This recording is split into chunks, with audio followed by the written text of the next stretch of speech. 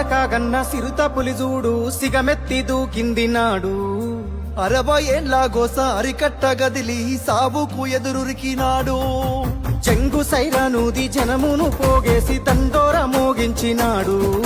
నిప్పుల ఉప్పెన రగిలించి నేలన ఢిల్లీని కదిలించినాడు. త్యాగాల తవ్వలనా పదవుల్ని తారవాసి బతుకుల్ని బాగుజయ్యా బడిగీసి పత్తి బాసి వలస పాలకుల ఉరికించినాడి నేలన వలసలు తరిమేసినాడు.